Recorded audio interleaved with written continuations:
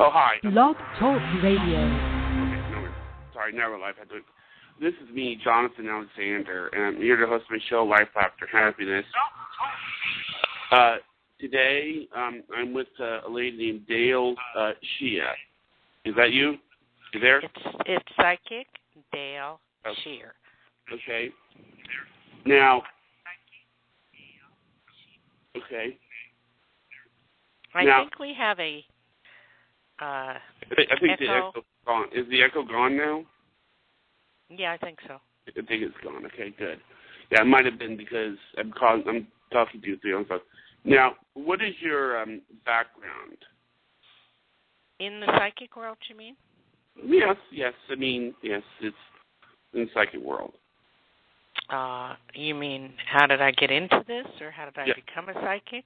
Yes, how did you get into this? Yes. Okay. Basically, Jonathan, it's genetic. It runs in my whole family. I was encouraged as a child to tell my dreams, tell everything I saw, because my mother was extremely psychic, my father, my grandmother.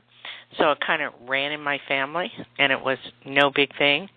It was quite normal growing up in Newark, New Jersey, originally, where I was born, and then moved on to other places. But my parents were very psychic, and one of my favorite, fondest memories is we had moved to Lakewood, New Jersey, and my parents owned a luncheonette. My dad was a chef, and at the luncheonette in Lakewood,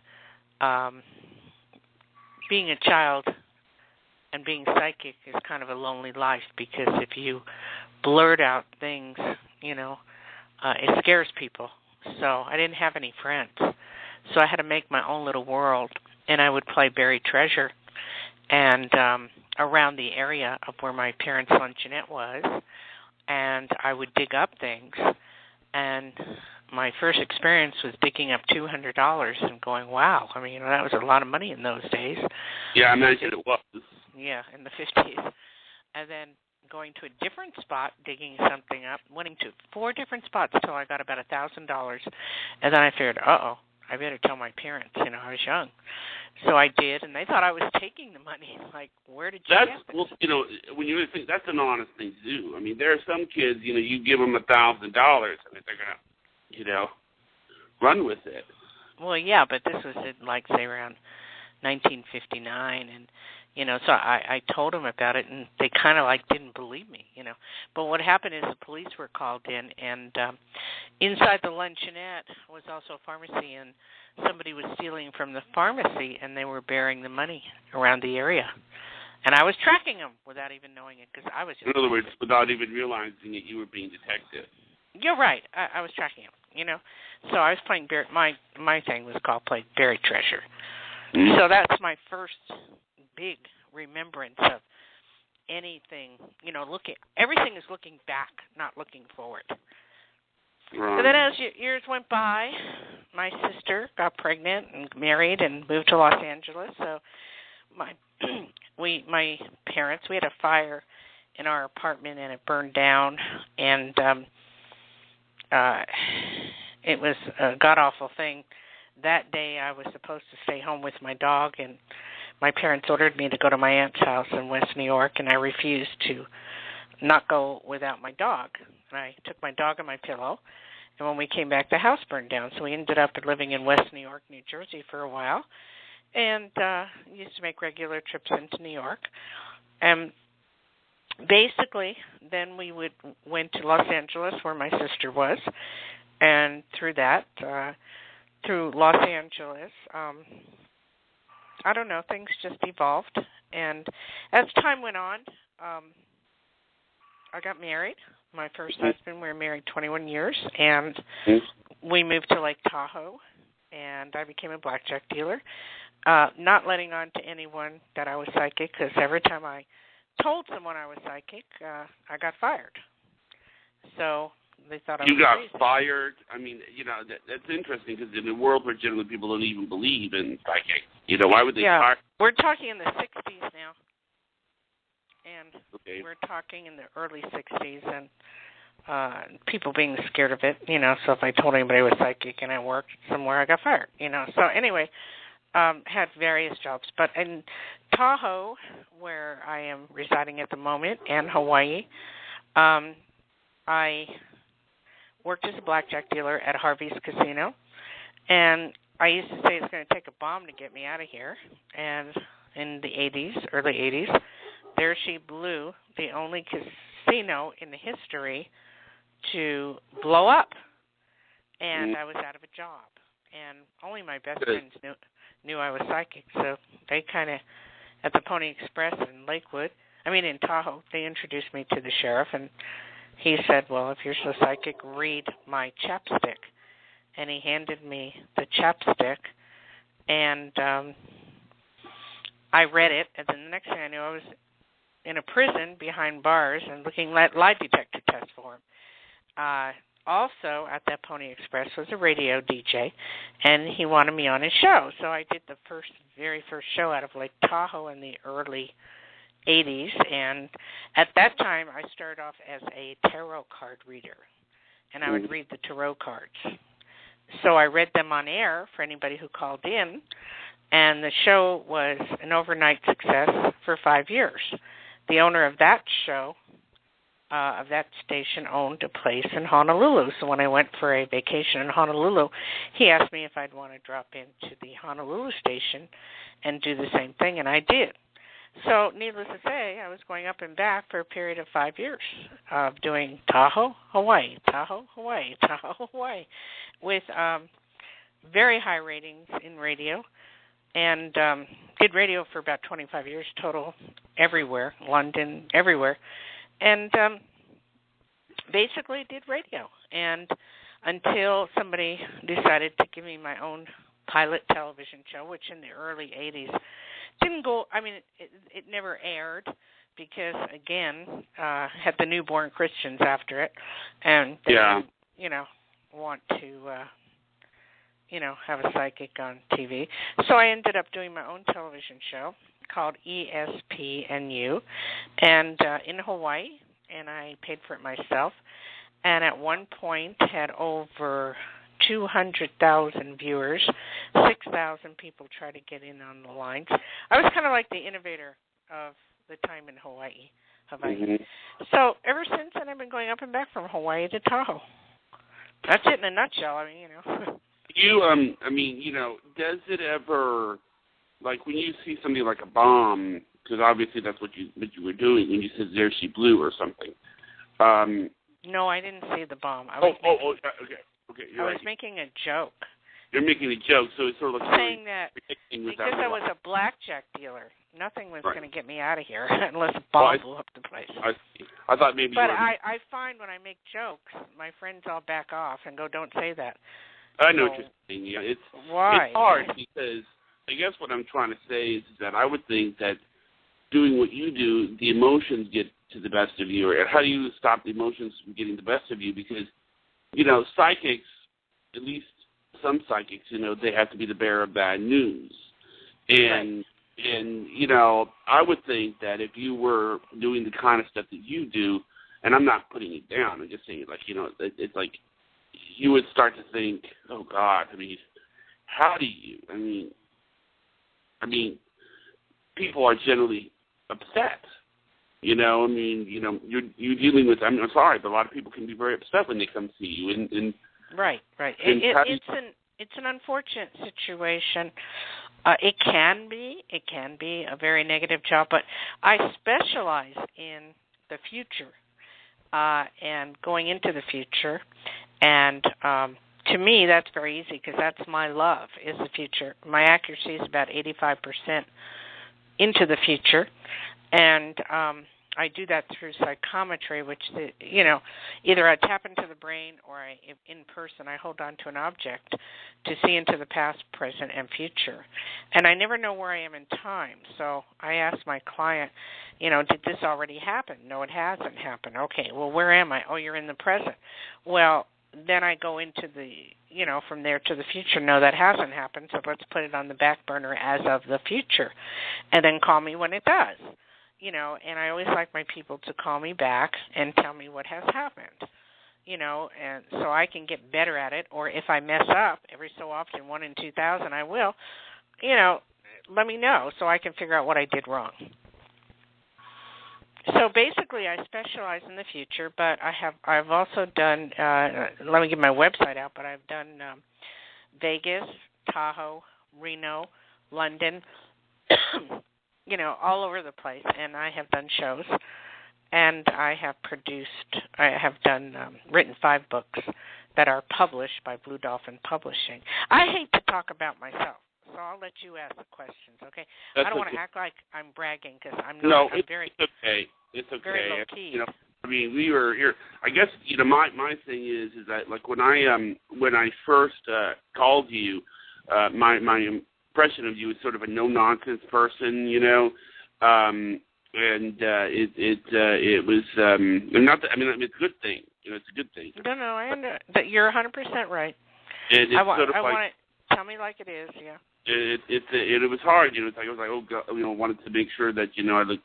That I was well bred, for this lady and everything, and but then I started thinking, if a woman works with, I think you consider yourself like a psychic detective or something, is what it is. Well, that was kind of pinned on me. I mean, yeah, I understand. Sometimes things can be pinned on you. That's not necessarily you. I specialize. Every psychic specializes in something different in what they love, and I love the future. So that's where my expertise is. And I also give counseling. So I don't just say, here, this is the way it is, and then leave you hanging. So I look at your options, what's available to you, how to get from point A to point B. It's a complete reading. It's not just, gee, this is what I see, It's not that. And the no-nonsense comes from me growing up back east, so, that probably has a lot to do with it. And I've been in the business for about 30 years, so, I've seen it all, done it all. And, I see that when I look at psychics nowadays, I just see, I hate to say this, all the fairy tale stuff, and, I can figure out 90% of what they're doing. And it bothers me that the ethics of being a psychic is so bad in America, it's ridiculous. I mean, there's no ethical, like in London and stuff like that. They actually have schools, they have testings, they have licensing. Where in America, anybody can say they're psychic, And it bothers me.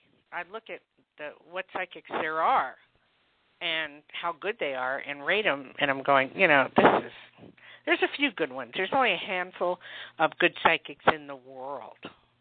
There's one that it's interesting because people have different opinions of what they consider to be good. I mean, it's hard because I think that what you do. I think you have to develop a thick skin for what it is that you do. Oh, you got that right. I was reading up on you. I won't mention everything, I'm just going to say this is a general overall picture. I was like, okay, yeah, anybody that has done what she's done, I guess you have to have a thick skin because, it's like, it's not just a little girl playing treasure chests, if you get my something, Yeah. Even though well, I appreciate that, Jonathan, that you see that. Very few people do see that. And, when I do a reading, I can't get emotionally involved. So I have to stay back, and I've learned to put up a shield and just guide the person, counsel the person, tell them what I see and help them. Is it okay if I give my website out so that people can check me out, it's my name, which is Dayle, Dayle, Schear, SCHEAR.com, the official website. And, you'll see a lot of stuff on me that has been written, and right. I've always had the Skeptic Society after me for years, and I just totally ignore that. I know. Basically, been on a lot of national TV, and But I'm more low-key. I want to do one-on-one with people. I don't like, as I get older, I don't like blood and gore anymore. I mean, there's such as cases I have worked on. Oh, yeah, I can understand that. I can understand that. I would think that, you know, like, I'm sure, you know, you would say join the club if I asked you how many psychics have been asked about the O.J. Simpson case. I mean, how many of you have been asked? I mean, it's so common. I wasn't asked. Let me just briefly tell you what happened there. I was working for Hard Copy, which is no longer on TV, but I worked directly with Doug Brunner. I didn't know O.J. Simpson from anything. I just saw, just like everybody else, a car on a freeway and running around and wondering what that was. Anyway, I have been talking to Doug about my next assignment. I had worked for Hard Copy for 2 years on national TV, and I asked him about the O.J. thing, you know, because I don't follow football or know anything much about it. And he says, well, why don't you tell me? I said, why don't I tell you? I don't know what you're talking about, you know. So he explained to me, and he says, hey, how would you like to work on the O.J. case? I said, well, only under one circumstance, which is I did get to see the family of the Nicole Brown Simpson family on TV, and I know the mother's very psychic.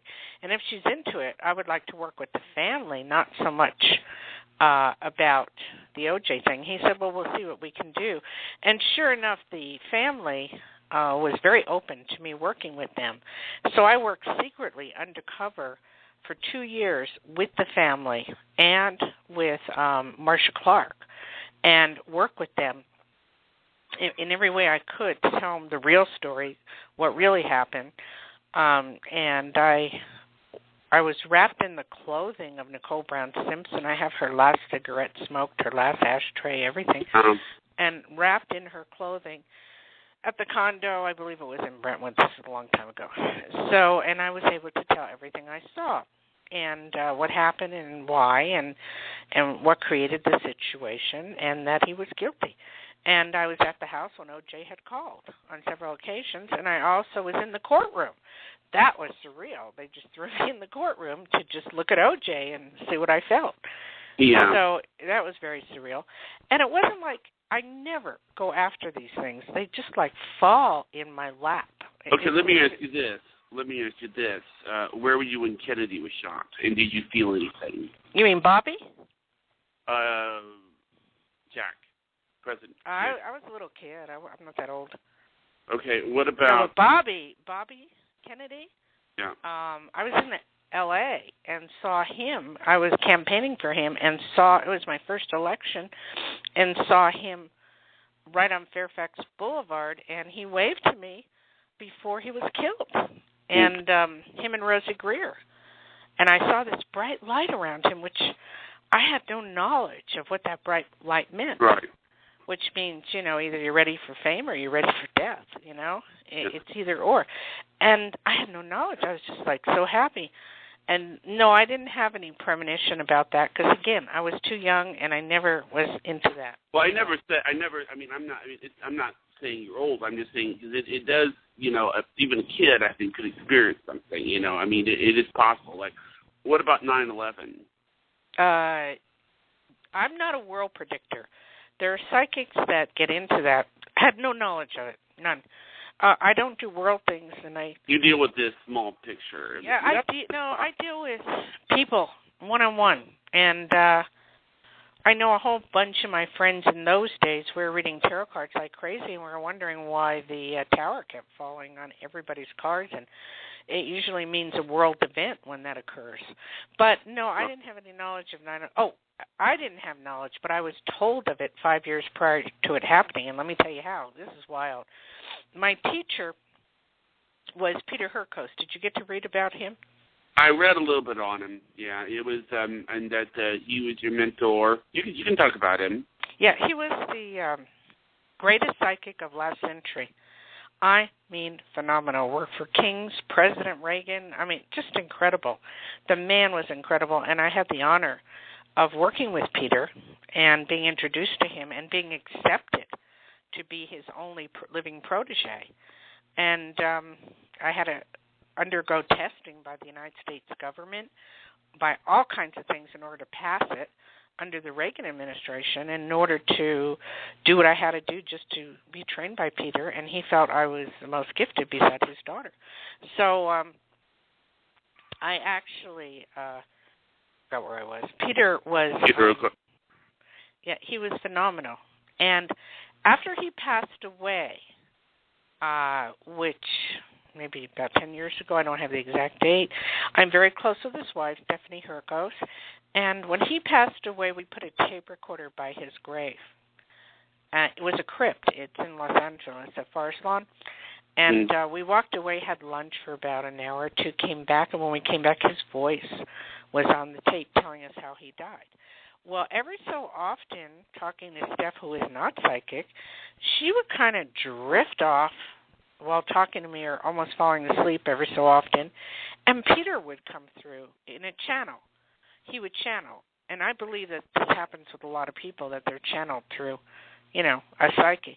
So he channeled through Steph and would tell me things. 5 years prior to 9/11, he was saying, oh my God, you got to stop them. They're training in the U.S. You've got to call somebody. We didn't know what the heck was going on. We couldn't make sense of it. And, oh my God, it's going to be terrible in New York. It's going to be terrible here. Oh, they're training, and we couldn't make sense. And who do you call? And he was telling me, you've got to tell people this, and we had no idea what this was all about. And it turned out to be 9/11, exactly what he had said, right? Exactly what had occurred. Does he, I mean, the thing is that, mentors like that are always good to have. I think the reason I ask about, I would think, it's funny that you say that you're not a world person, that you're a person, but I would think that world can be a lot more difficult because, for something like 9/11, we're not just talking about one murder, Yeah, but sweetheart, who are you going to call and tell as a psychic? There's no psychic hotline to say, hey, we're going to be attacked and da-da-da-da-da. Oh, I understand that. They don't believe us anyway, so does it really matter? That's the thing that always gets me is that they say, the people go after the psychics when the disaster happens, and they say, well, how come you didn't predict that? I say, that's because it's ignorance. It's ignorance. One of the biggest cases that I just worked on a couple of years in Tahoe, did you hear about the J.C. Lee Dugard case? No, I did not. Oh, gosh. I don't know where you've been. She was missing for 18 years, and then she was found in San Francisco in the Bay Area, and this guy kidnapped her, and she gave birth to 3 children through him, and some cops found her. That doesn't ring a bell? I think I've remembered something like that. I have a girl missing for 18 years, but I don't remember the name. I might have remembered the details of the story, though. Yeah, I worked on that case for free for the family up in Tahoe. I was called in 1991 to work on that, and I said, she's alive. She's been kidnapped like a prostitution ring. And I said to the parents, you will see your daughter again. And she will walk through a door, and you will see her. But I can't help it. It happened like 18 years later. And, as far as finding where she was, the police were too involved with pinning everything on the stepfather when it wasn't him at all, and we were good friends with him. So they didn't bother to look where anybody was telling him to look. And then I got a lot of flack over that because, I did this for free. I did it for the family. They thanked me privately. But it was like, oh, well, you're going after fame. And, and the funny thing is I don't ever go after fame. It's the thing I hate most. I will hide from it everywhere I go, and then I run right into it. Well, and also, the case that you just described, like I was going to say, when I was getting ready for this interview, I was going to think, oh, my God, some of the stuff that she's done. I couldn't do it. It would be too much for me. A woman kidnapped in a prostitution ring and... Well, it wasn't a prostitution ring. It was a guy who kidnapped her and used her and had sex with her for 18 years with his wife watching, and she gave birth to 3 children, and she never called her parents because she was scared that they would take the kids away. Oh, I remember something like that. Yeah, I think I remember something like that. He says, I'm not leaving you or something. I'm not taking you home or something. I think I remember a case like this. It's happened. It was just not too long ago, about a year or two ago. But anyway, a couple of years ago. But anyway, I'm best friends with the stepfather, and we communicate all the time. But, I mean, it's I think a lot of the cases I do work on, we find the children that I did work on, we find the children alive, and that's very pleasing. I don't like to find anybody dead. I don't like to tell anybody that their child is dead and they're never going to see him again. I'm kind of surprised you've never vomited in the middle of a reading. I mean, because no. Well, man, that's upsetting news. I mean, no, because I told you I stay removed from it. Okay. I block it so that everybody else around me pass out, but I don't. Yeah, that would be true because I mean it's they say that policemen they have to kind of. I've never seen a dead body, so when I tell someone to hunt for somebody, like in the Roxanne Tandell case in Hawaii, this girl was missing, and I only worked for the family, and they came to see me, and I mapped out where she was, and I showed them on a map by holding her clothing, and basically I said, you need a search party, and they got a search party of 70 people, and they found her exactly where I said. So I don't actually get to see the body. All I'm going to do is give you the information, and then you got to do the legwork. Right. I'm not going to do it. No, And again, I'm going to give my website, which is Dayle, Dayle, Schear, SCHEAR.com to check me out. Okay, that'd be good. I'm impressed. I mean, I am impressed with your thick skin. You have a thicker skin than I do. Well, only when it comes to that, my work. Not when it comes to I'm an animal lover, and I have 2 German Shepherds, and I hide behind my animals, and I love them to death. And if anybody hurts a dog or a cat, I go ballistic. So, it's funny. I was online just now, and there was this thing that said that, they were talking about depression, and this guy was reading an analogy. This black dog was following me, meaning that black dog was an analogy for depression. And I got upset. Not upset, but I just thought that a black dog was a bad metaphor for depression, I've never heard that. Yeah, but... it's this new thing. But I tell you, it's you are an interesting lady. It's amazing when. By the way, I hope you didn't imply that you were old earlier. I was saying that you probably. No. Psychics are young at heart. They're young at heart. When was the first time you met? What was the guy's your mentor's name? Peter Herkos. Peter Herko, yeah. Why don't you meet him? I'm sorry. Oh, in the 80s. I don't know date, time, or place because I don't mark anything down, so I don't know. It was in the 80s. Okay. Not 85, something like that. 84. Okay. All right. Well, we have about a minute left. Is there anything you wanted to say, or maybe? No, I would love if anybody wants a private consultation, they can look me up on my website. Okay. I'm also, if you want me to friend you, I'm on Facebook, DayleSchear.com, DayleSchear.com. Tell us how you like the show. And, that's about it. All or right. you can go to DayleSchear.com, Okay. All right. Well, thank you. Well, thank you, Jonathan. I appreciate the call. Okay.